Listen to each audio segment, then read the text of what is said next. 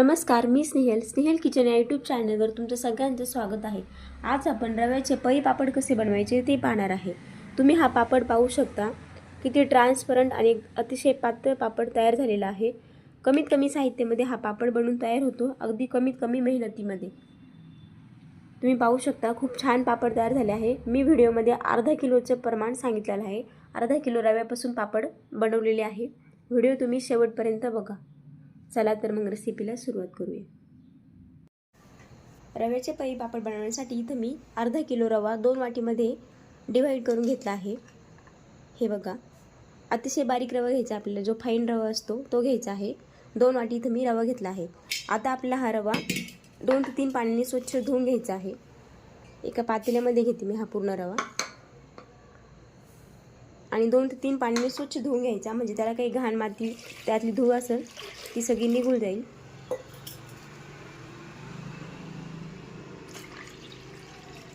2 ते 3 पाण्याने स्वच्छ धुवून घेतलेला आहे। आता यामध्ये 1 ते 1.5 तांब्या पाणी टाकून घ्यायचं आहे आणि रात्रभर हा रवा आपल्याला चांगला भिजत ठेवायचा आहे। रवा छान रात्रभर भिजला पाहिजे। 1.5 तांब्या इथे मी पाणी टाकते। मिक्स करायचं, झाकण ठेवायचं, झाकण ठेवून रात्रभर भिजत ठेवायचं। रात्रभर इथे मी रवा हा भिजत ठेवला होता। तुम्ही पाहू शकता रवा छान असा तळाला बसला आहे आणि सर्व पाणी वरती आलेलं आहे। एक्स्ट्राचं जे वरती आलेलं पाणी आहे ते आपल्याला आता काढून घ्यायचं आहे। बघा, इथे मी सर्व एक्स्ट्राचं जे वरती आलेलं पाणी होतं ते काढून घेतलं आहे आणि रवा आता आपल्याला चमच्याच्या साहाय्याने चांगला असा फेटून घ्यायचा आहे, एकजीव करून घ्यायचा आहे। तुम्ही पाहू शकता किती छान रवा भिजलेला आहे। हे बघा,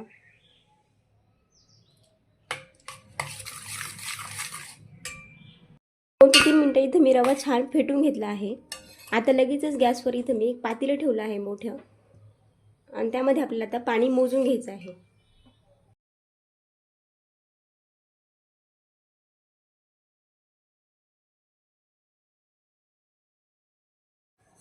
हे बघा, ज्या वाटीने इथे मी रवा मोजून घेतला होता त्याच वाटीने आपल्या इथं पाणी घ्यायचं आहे। तुम्ही घरातील कोणती एक वाटी सेट करू शकता किंवा ग्लास सेट करू शकता। 1 वाटी रव्यासाठी इथे मी 4 वाटी पाणी घेणार आहे। आपण 2 वाटी रवा घेतला होता, त्यामुळे इथे मी 8 वाटी पाणी घेणार आहे। एकाच वाटीने आपल्याला सगळं मोजून घ्यायचं आहे।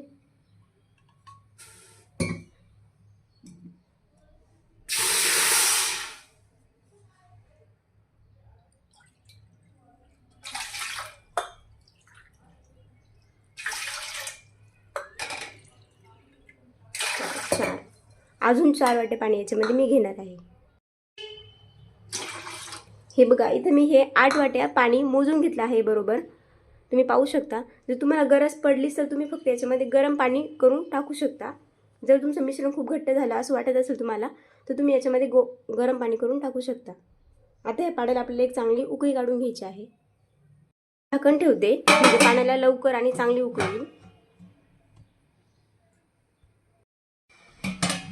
पाण्याला इथे चांगली आता उकळी आली आहे। हे बघा, आता लगेचच त्यामध्ये इथे मी 1 चमचा जिरे टाकून घेते। जिरेने आपल्या पापड्यांना टेस्ट खूप छान येते, पण कलर थोडासा पिवळा येतो, परंतु टेस्ट खूप छान येते। त्यानंतर इथे मी अर्धा चमचा पापड खार घेतला आहे। पापड खार आपल्याला खूप टाकायचं नाही आहे, फक्त पोहे खाण्याचा अर्धा चमचा मी इथे घेतला आहे। या चमच्याने अर्धा चमचा मी पापड खार घेतला आणि त्यानंतर चवीनुसार मीठ घ्यायचं आहे। मीठ खूप टाकायचं नाही आपल्याला, कारण की आपण इथे ऑलरेडी पापड खार टाकलेला आहे, नाहीतर आपला पापड खूप खारट होऊ शकतो। हे मिक्स करायचं आणि पुन्हा एकदा एक चांगली उकळी काढून घ्यायची। झाकण ठेवते, म्हणजे लवकर उकळी येईल आपल्या पाण्याला। पाण्याला आता उकळी आली आहे, झाकण काढून घ्यायचं आहे। आपण जो रवा फेटून घेतला होता तो आपल्याला आता पाण्यामध्ये टाकून घ्यायचा आहे। एका हाताने टाकायचा आणि एका हाताने आपल्याला ढवळत राहायचं आहे, म्हणजे त्याच्या गाठी होणार नाही। तुम्ही याच्यासाठी दुसरे कोणाची तरी मदत देखील घेऊ शकता।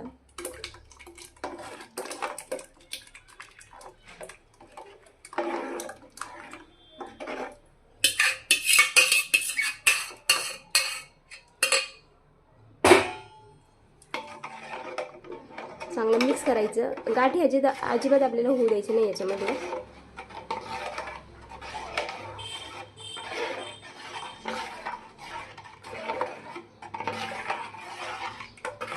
तुम्ही पाहू शकता रवा आपल्या पाण्यामध्ये पूर्णपणे मिक्स झाला आहे.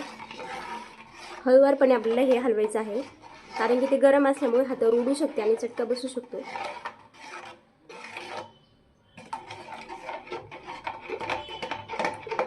हे बघा, कुठेही गाठी अजिबात झालेल्या नाही आपल्या रव्याच्या.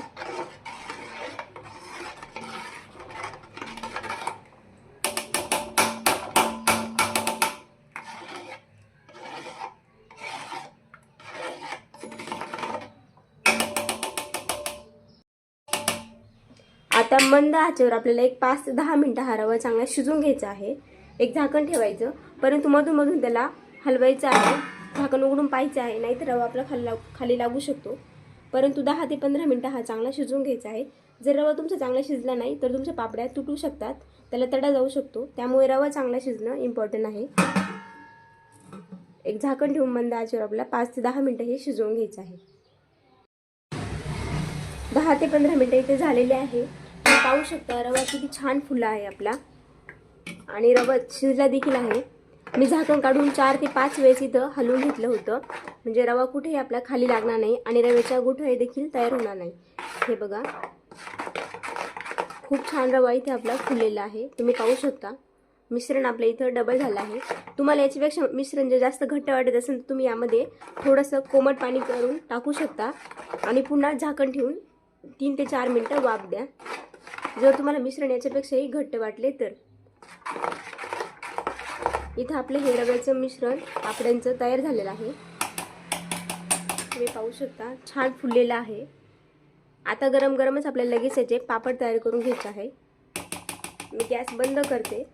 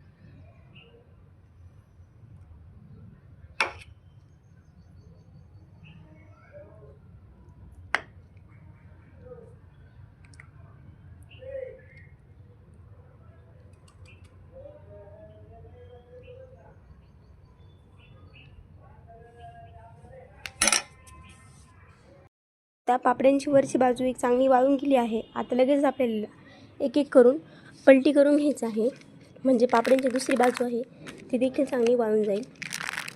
हे बघा किती इझिली पापडी निघते आहे. अजिबात कागदाला कुठेही चिटकलेलं नाही आहे. तुम्ही पाहू शकता, आणि कोणत्याही पापडीला अजिबात तडा गेलेला नाही आहे. म्हणजे आपला रवा चांगला शिजला होता. रवा जर चांगला शिजला तरच तुमच्या पापड्या एकदम व्यवस्थित होतात. मी एक एक करून सर्व पापड्या पलटी करून घेते. तुम्हाला मी आता काही ह्या पापड्या तळून दाखवते. तुम्ही पाहू शकता किती छान पापड फुलतोय आपल्या तेलामध्ये. काही सेकंदच आपल्याला पण याला बाहेर काढायचं आहे, कारण की तो खूप पातळ असतो, त्यामुळे लगेचच फ्राय होतो छान. अजून तुम्हाला मी 2-3 पापड तळून दाखवते. कलर पाहू शकतो तुम्ही, खूप छान आला आहे आपल्या पापड्यांना.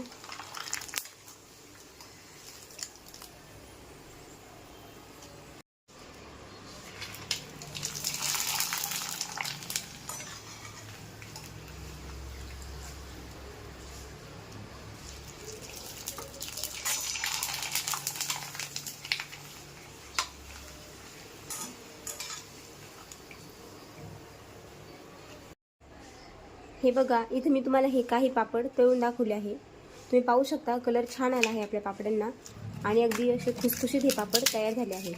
हे बघा, खूप छान हे पापड तयार होतात. एकदा या पद्धतीने रव्याचे पळी पापड नक्की ट्राय करून बघा. तुम्हाला ही माझी रेसिपी कशी वाटली, आवडली असेल तर व्हिडिओला लाईक करा. तसेच तुमच्या काही प्रतिक्रिया असेल तर मला कमेंटमध्ये नक्की सांगा.